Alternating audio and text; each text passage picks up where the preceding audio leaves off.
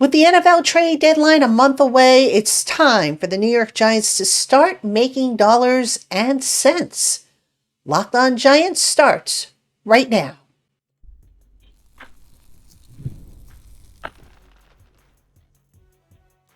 You are Locked On Giants, your daily New York Giants podcast, part of the Locked On Podcast Network, your team every day.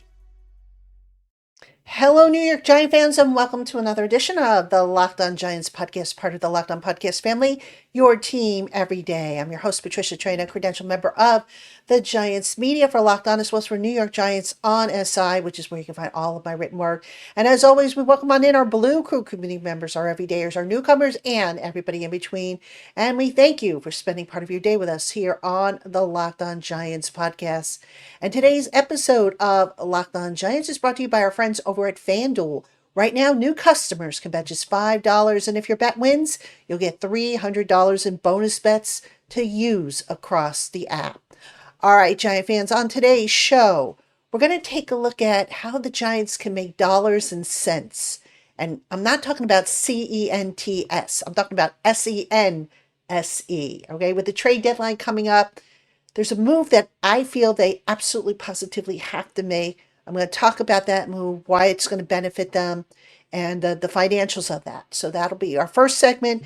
Then in segment 2, 4, all right, not golf. We're not talking golf, but we're going to talk about the effects of the Giants' four-man rush on defense and how has it been better or worse from last year. And I have some numbers. I think they're going to surprise you, or maybe they won't. I don't know. But some interesting data that I was able to pull from True Media regarding the Giants' four-man rush. And of course, we'll also hear from Kayvon Thibodeau on the subject, to a question, responding to a question that I asked him during the video call on Monday.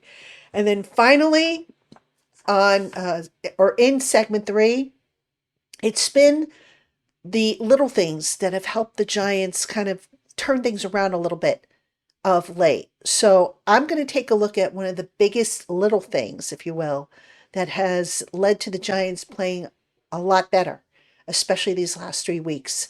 All right. The New Orleans game, notwithstanding because of the 5 turnovers, but just something that's kind of been developing that's very encouraging. And we'll also hear a clip from Andrew Thomas, left tackle, regarding the item that I've identified. So that is what we have planned for you today on the Locked On Giants podcast. Again, welcome on in to everybody. All right, let's get into it. Dollars and cents. Now, as we all know, the NFL trade deadline is coming up on November 4th. All right, so it's a little less than a month away. There's questions as to whether the Giants are going to be buyers or sellers, with a lot of people thinking that they're going to be sellers.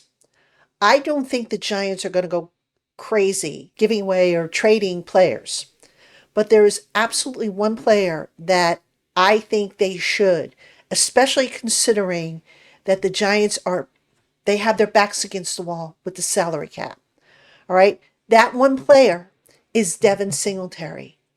Now, for those unaware, Devin Singletary, obviously, he was with Joe Shane and Brian Dable when the two were in Buffalo. So there's kind of that, fondness, if you will, or that familiarity, which is why they brought Devin Singletary to the Giants. And Devin Singletary is a very good running back. Let's not, sell him short. But here's the thing. Because of the emergence of Tyrone Tracy Jr. and the emergence of Cam Scatterbo, Devin Singletary has kind of drifted to the background, almost like that third running back in the committee. Over, this season, he has averaged 4 carries for 13.6 yards a game, all right, which is not a whole lot if you think about it. His role, as I said, has diminished behind Tracy and Scatterbo. But here's the thing. Devin Singletary has a 2025 cap hit of $6.25 million. Now you tell me, is that worth the average of 4 carries and 13.6 yards per game they're getting from him? Could that type of production maybe come from Turbo Miller, who is on the practice squad? Well, let's take a look at the numbers. Okay, first off, Singletary's 6.25 million cap hit this year. It's just slightly, I think it's like a couple slots behind Saquon Barkley of the Eagles, who has a 6.61 million cap hit and who's carrying the ball a lot more than what Devin Singletary is doing. All right. Now, if you're the Giants, put the sentimental feelings aside. See if you can't get a day 3 pick for him and recoup what amounts to $294,117 per week that he is not on the roster. All right. Now, let's say for argument's sake, the Giants make the move and they trade him by week 9, which is just before the trade deadline.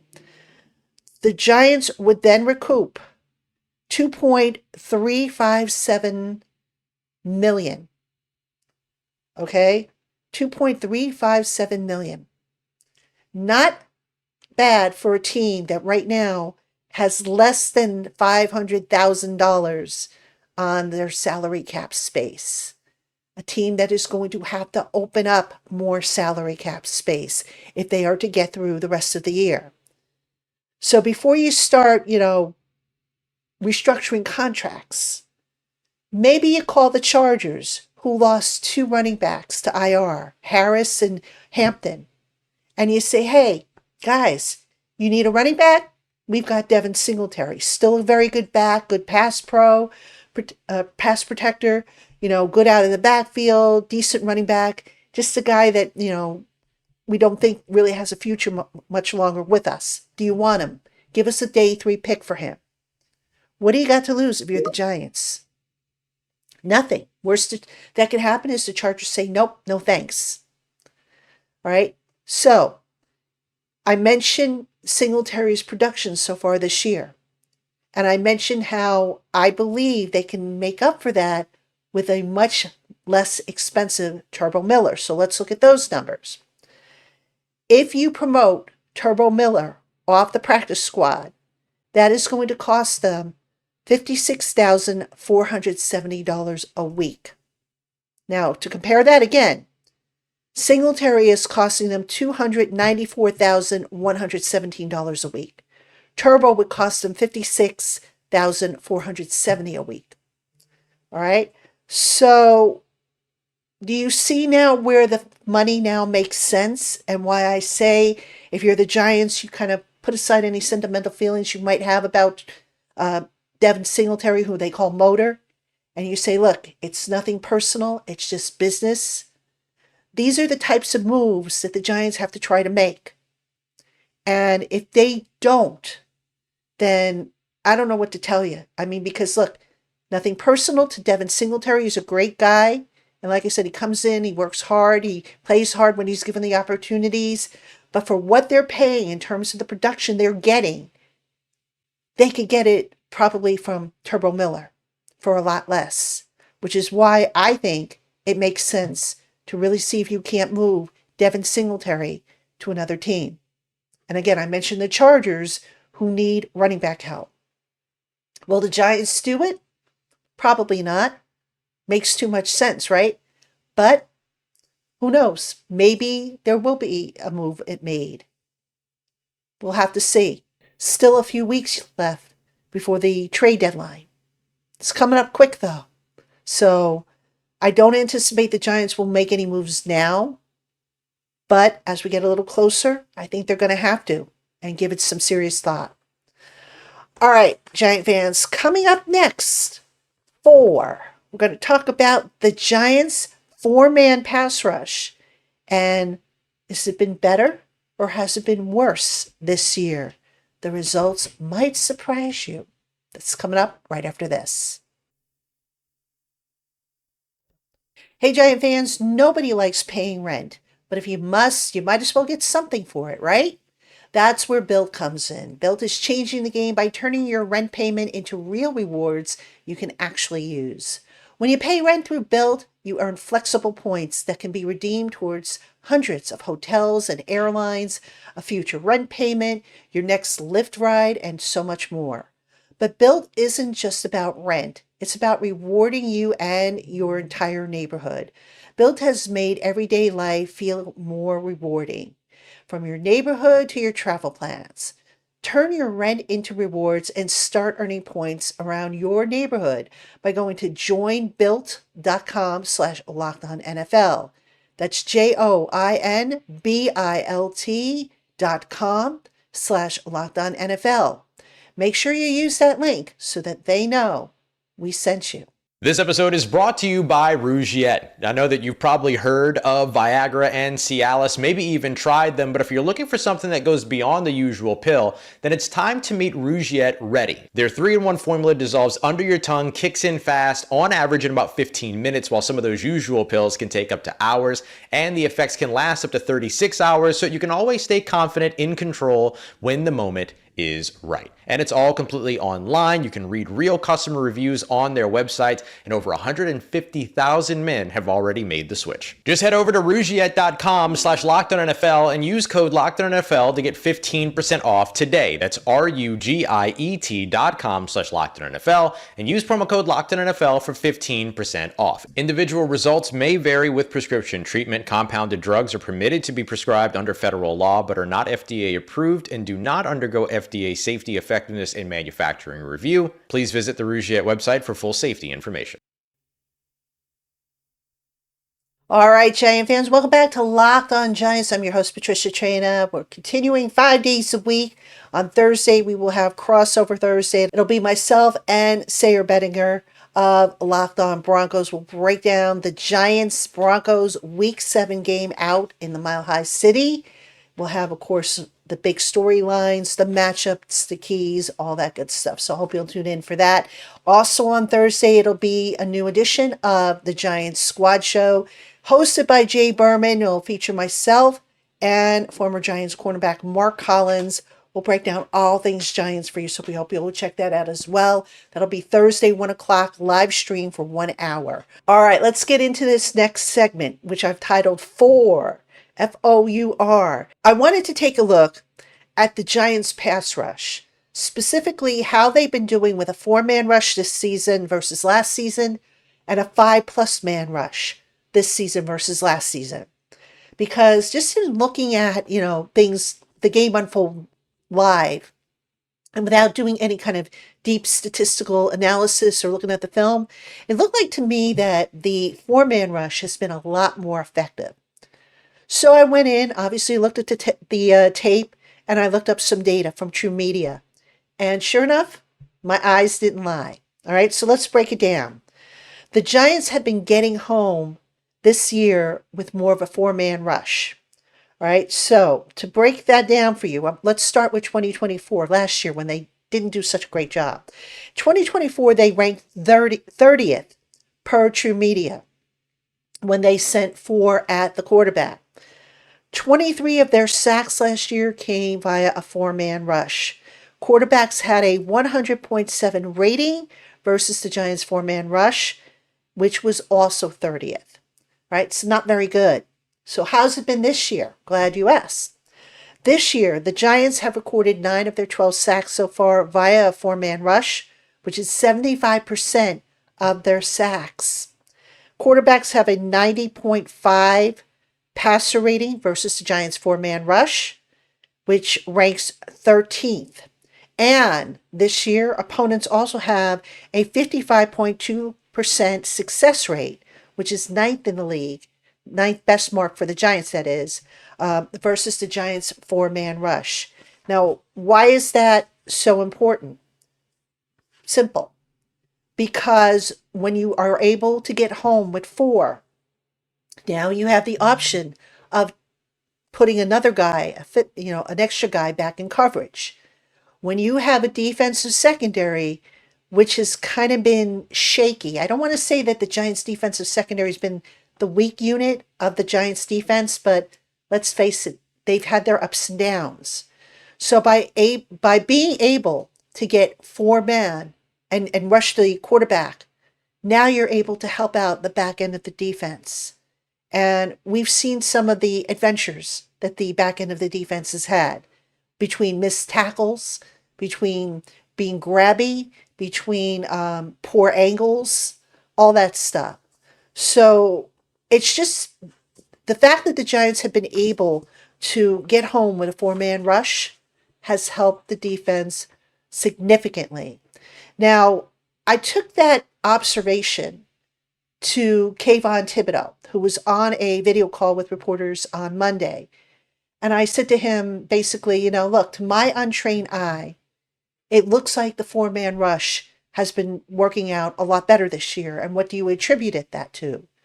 Here's what Thibodeau told me. I would say, individual skill. A team can't slide, the same way every time, right? They got to kind of figure out who to stop. And I think the tough part about being an offensive line is that, you usually want to leave the one-on-one for the weakest guy, right? You want to try to double team the best guys, leave the one-on-one for the weakest guy on defense. But for us, we don't really have a weak link, right? Like everybody is kind of trained to go. So being able to, whoever gets that one-on-one, being able to win that and show up and make the play, has been good for us. All right. Now, one other point I want to make on the topic.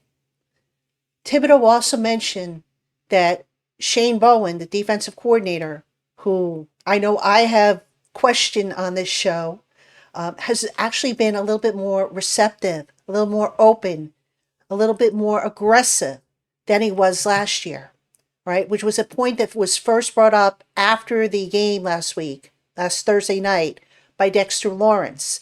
And we asked Thibodeau about that as well. And he talked about how Bowen is more trusting.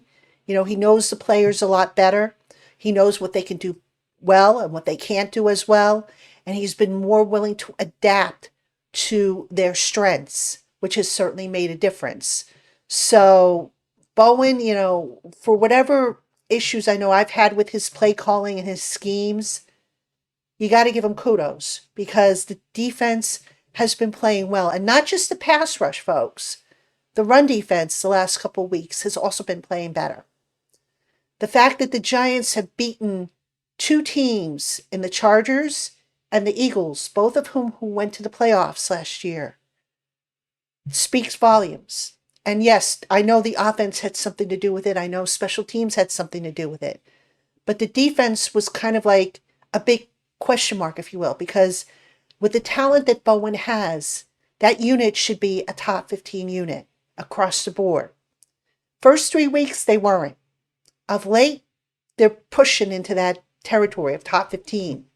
So that's what you want to see, obviously. The last point I'll make on this is that, we keep hearing about the Giants' tough schedule. How are they going to win? They've got, Denver. They've got Philly again. They're going to see Dallas. They're going to face this team, that team, the other team. Can we please throw that argument out already? Because, again, the Giants beat an undefeated Chargers team, which made the playoffs. They upset the Eagles, who made the playoffs and won the Super Bowl, right? Until the defense kind of gave out because the offense wasn't able to score. They were in the game against the Commanders, who made it to the NFC Championship game. They should have beaten Dallas, all right? Were it not for a turnover.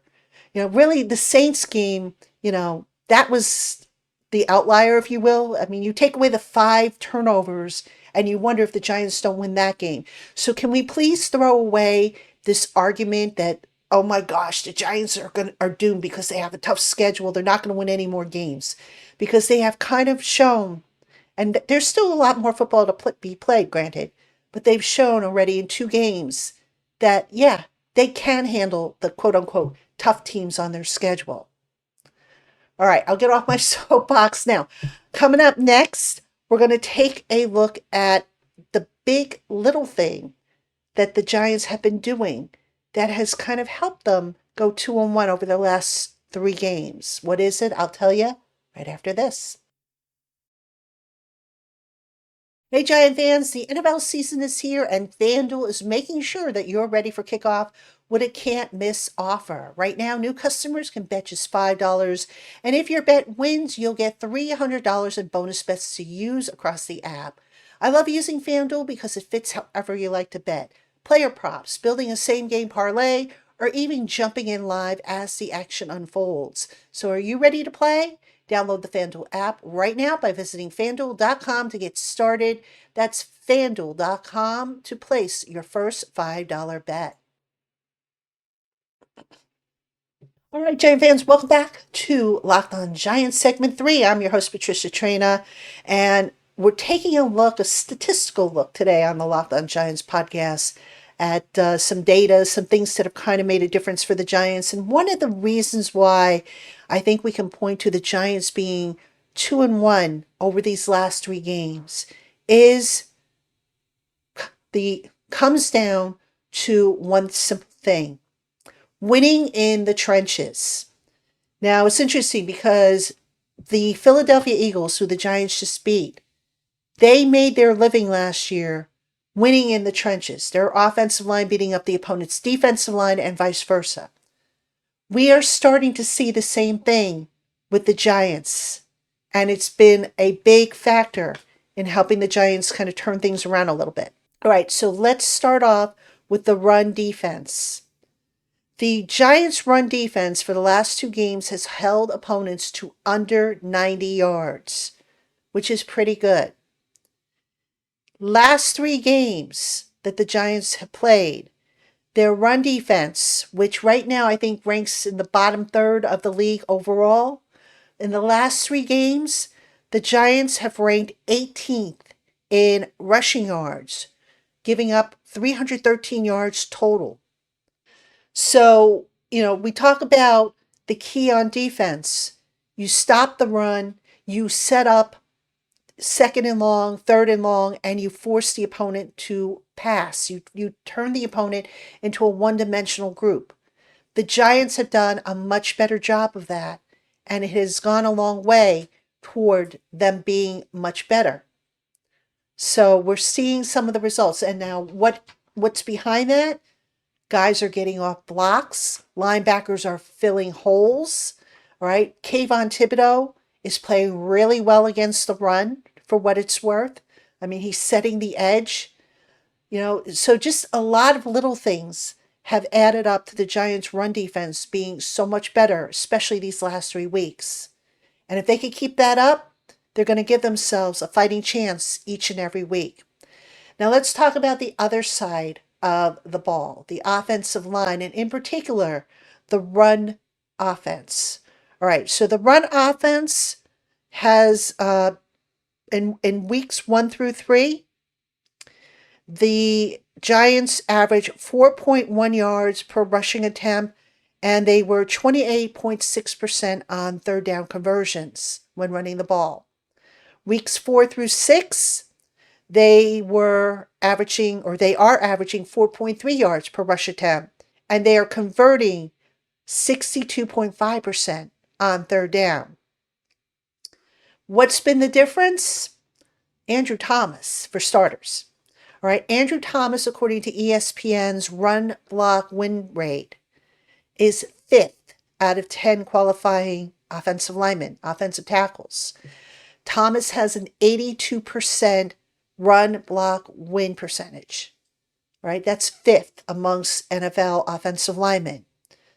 So I wanted to see how the Giants fared earlier in the season without Thomas versus with Thomas, just to kind of make sure that that was the factor, even though Andrew Thomas, when he spoke to the media today, wouldn't really take the credit as being the X factor or the difference maker in the offense.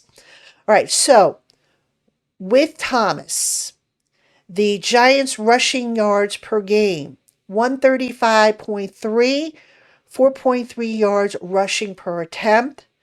The passing game, we'll throw that in there for what it's worth, 130.3 yards per passing game. 3rd down percentage, 48.9. Points per game, 15.5. How has that been compared to without Thomas? Glad you asked. Without Thomas, Giants rushing yards per game, 36 yards. Rushing yards per attempt, 3.9 yards. Passing yards per game, 115.2. 3rd down conversion rate, 27.8. Points per game, 9.8. Big big difference now that Andrew Thomas is back in the lineup. And again, he, being the modest guy that he is, didn't want to say that, it was all on him. And I get that. But yeah, he has made quite the difference. And I asked him about, his return to the lineup. I said to him on the Monday calls, I said, do you feel like you're quote unquote all the way back? Or, how do you feel based on, where you're at this point in the season? And here's what he had to say. Yeah, as a perfectionist, I'm always trying to get better, regardless of what stats may say. There's things in the first few games that I played that I want to clean up, and I'm going to do that to put my team in a good position. Anything in particular you still want to clean up? Yeah, some of my run fits, my pad level, my hands and pass pro, and then just finishing plays. All right, that's Andrew Thomas, Giants left tackle. Yes, folks, he was worth the wait. I know a lot of people earlier in the year when Thomas wasn't able to get out there right away, oh, trade him, get rid of him, cut him. Wasn't he worth the wait now? Seeing the difference that he has made so far on the offensive line? I think he has. So let's just hope it continues.